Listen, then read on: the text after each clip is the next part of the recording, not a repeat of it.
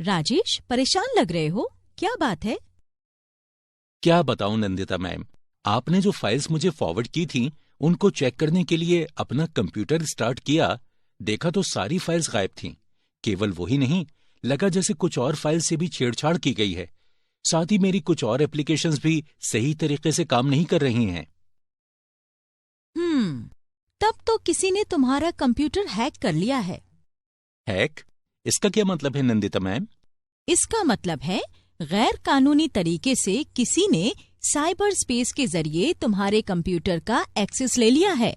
Cyber space? ये किसे कहते हैं? क्या ऐसा पॉसिबल है? देखो, हमें जो कुछ भी असंभव लगता है उसे साइबर स्पेस के जरिए संभव बनाया जा सकता है। तो पहले मैं तुम्हें साइबर स्पेस के बारे में बताती हूँ, जिससे तुम समझ सको कि हैकिंग किसे कहते हैं। तुम्हें तो पता ही है, दुनिया में कंप्यूटर के बनने के बाद से ही तकनीकी में कितने नाटकीय तरीके से बदलाव आया है। टेक्नोलॉजी को ज्यादा कारगर बनाने के लिए दुनिया भर के कंप्यूटर्स एक दूसरे से एक इलेक्ट्रॉनिक लिंक के जरिए जुड़े हुए हैं। इसे ही नेटवर्क्स कहते हैं। इन्हीं नेटवर्क्स को जोड़कर इंटरनेट बनाया गया। यही इंटरनेट अब जिंदगी का जरूरी हिस्सा बन गया है। इसके बिना हम कुछ नहीं कर सकते।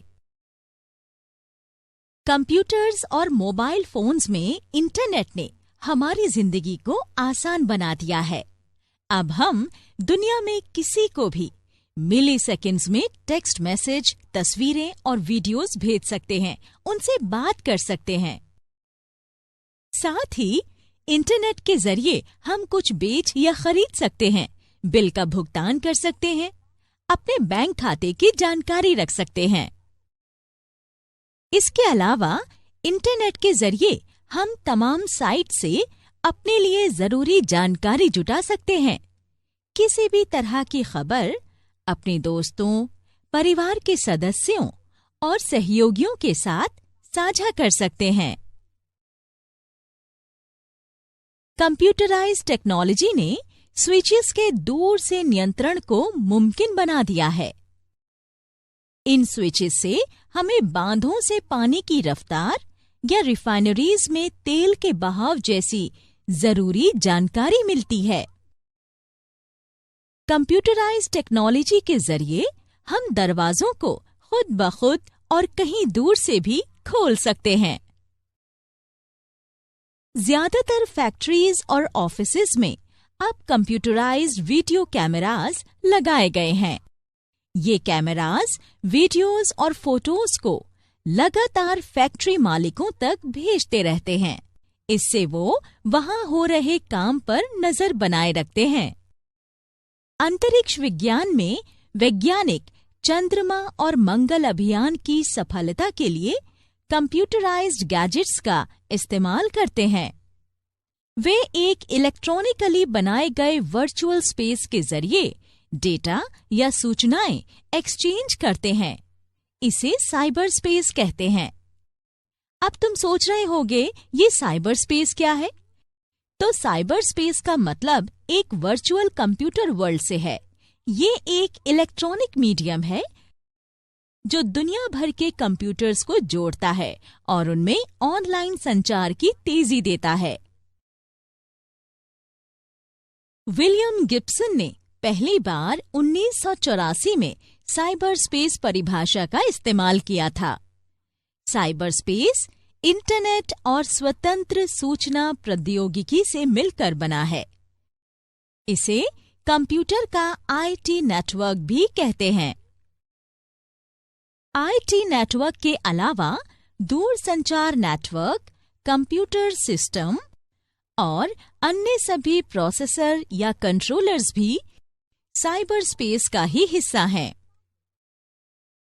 यहाँ तक कि स्मार्टफोन, स्मार्ट घड़ियां या इंटरनेट से जुड़े ऐसे दूसरे उपकरण भी साइबर स्पेस में शामिल हैं। साइबर स्पेस ने उपयोगकर्ताओं के लिए जानकारी साझा करना, बातचीत, विचारों का आदान प्रदान, खेल खेलना, सामाजिक मंचों पर चर्चा, बिजनेस कंडक्ट और एक बटन के जरिए मीडिया बनाने की सुविधा दी है। अब कंप्यूटर नेटवर्क दुनिया भर के दूर दराज के गांवों में भी उपलब्ध हैं। इसीलिए बीतते वक्त के साथ साइबर स्पेस इतना विशाल होता गया कि इसके साइज का अंदाजा नहीं लगाया जा सकता। साइबर स्पेस की एक खास बात है, ये दुनिया में हर जगह है और सीमाएं या पाबंदियां इसको नहीं रोक सकती।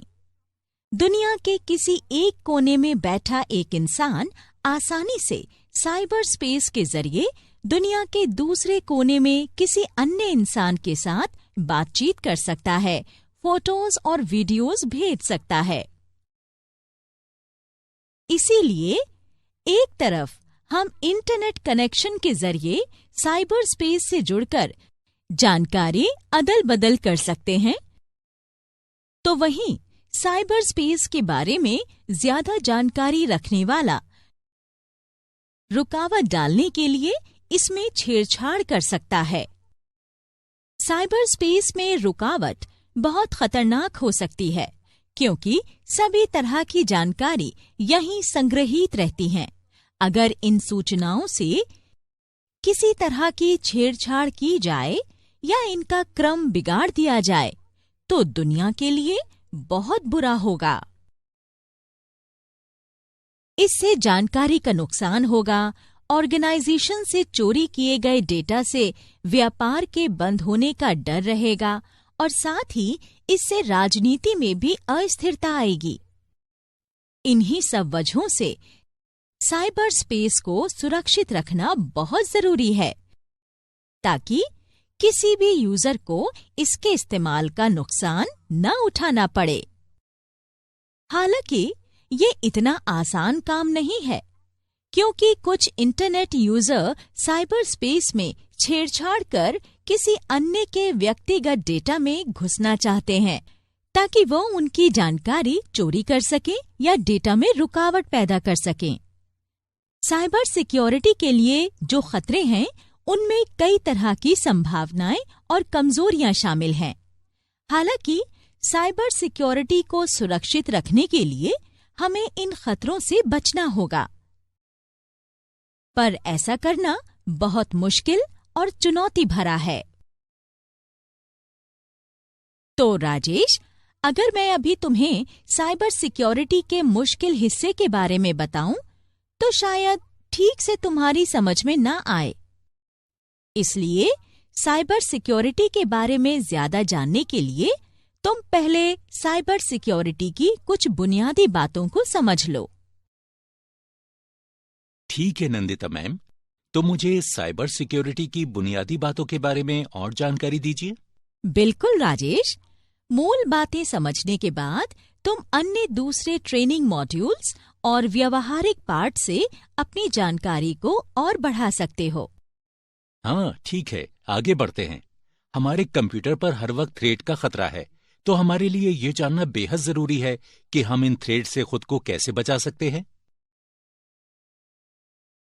आप शायद जानती हैं नंदिता मैम, दरअसल किसी ने गैर कानूनी तरीके से मेरा कंप्यूटर हैक कर लिया है, मेरा डेटा चोरी कर लिया है और उससे छेड़छाड़ भी की है। एक एंड यूजर के तौर पर मैं इससे कैसे निपट सकता हूँ? राजेश, अगर तुम्हारा कंप्यूटर इंटरनेट कनेक्शन से जुड़ा है, तो तुम कभी भी हैकर्स का निशाना बन सकते हो। ये हैकर्स वायरसेस और कमजोर सॉफ्टवेयर के जरिए तुम्हारे सिस्टम में घुसपैठ कर लेते हैं। इस तरह के थ्रेट से बचने के लिए तुम्हें साइबर सिक्योरिटी की जानकारी होनी बेहद जरूरी है। नंदिता मैम, तो आप मुझे साइबर सिक्योरिटी के बारे में और जानकारी दे सकती हैं? बिल्कुल राजेश, एक यूजर के तौर पर जब भी तुम इंटरनेट के जरिए जानकारी लेने या बिजनेस के लिए अपने कंप्यूटर में एक्सेस करते हो, तो नेटवर्क थ्रेट का खतरा हमेशा बना रहता है। तुम्हें हर वक्त ऐसे वायरसेस और कमजोर सॉफ्टवेयर से निपटना होगा जो किसी ने तुम्हारे सिस्टम में घुसपैठ करने के लिए डिजाइन किया हो। साथ ही सभी कंप्यूटर्स अच्छी तरह काम भी नहीं करते। इसीलिए कंप्यूटर का परफॉर्मेंस इशू बड़ा मसला बन जाता है। इसी वजह से उन सभी के लिए साइबर सिक्योरिटी सबसे बड़ा मामला होना चाहिए, जो इंटरनेट का इस्तेमाल कर जानकारी हासिल करते हैं। तो चलो पहले हम ये समझ लेते हैं कि कमजोर साइबर सिक्योरिटी के पीछे क्या आम वजहें हैं। अगर कोई घुसपैठिया किसी के कंप्यूटर तक पहुंच जाए तो इसके लिए एक खराब या कमजोर पासवर्ड को सबसे आम वजह माना जाएगा। इससे यूजर की निजी जानकारी चोरी होने का खतरा बना रहेगा, डेटा लॉस और इससे भी ज्यादा वित्तीय नुकसान के चलते बड़ी मुश्किलों का सामना करना पड़ सकता है। अच्छा, सच में? तब तो मुझे लग रहा है कि मेरा पासवर्ड भी बहुत कमजोर है। अगर तुम्हें ऐसा लग रहा है राजेश, तो आश्चर्य की बात नहीं कि कोई तुम्हारे कंप्यूटर में आसानी से प्रवेश कर ले। क्या आपके पास इस मसले का हल है नंदिता मैम?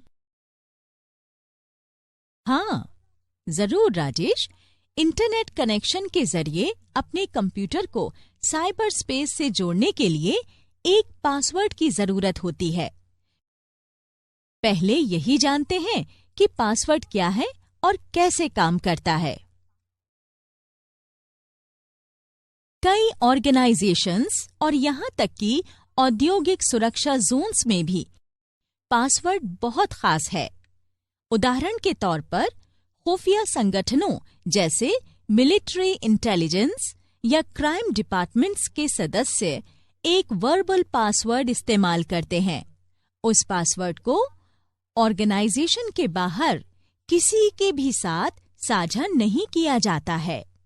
अगर कोई इस तरह की ऑर्गेनाइजेशन की बिल्डिंग और जोन में घुसना चाहता है, तो बाहर खड़े सिक्योरिटी गार्ड उसे रोककर उन्हें अपनी पहचान दिखाने के लिए कहेंगे।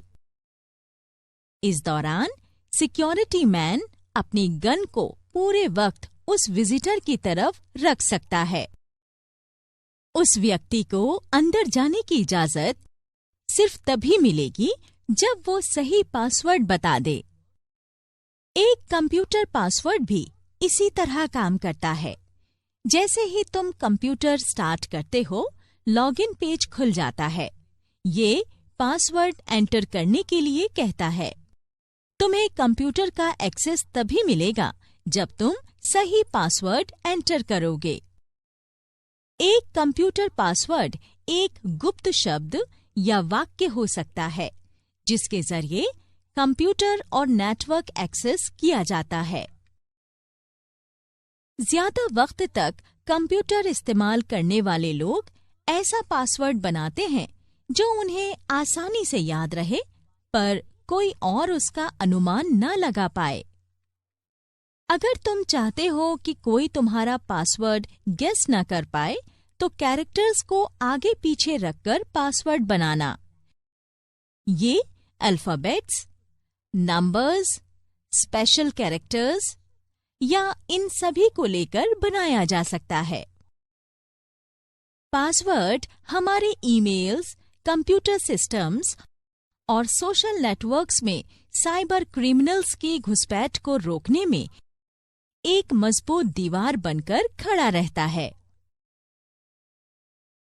तुम कैरेक्टर्स को आगे पीछे रखकर एक जटिल पासवर्ड बना सकते हो, जो दूसरे लोग आसानी से गेस ना करने पाएं और तुम्हें आसानी से याद रहे।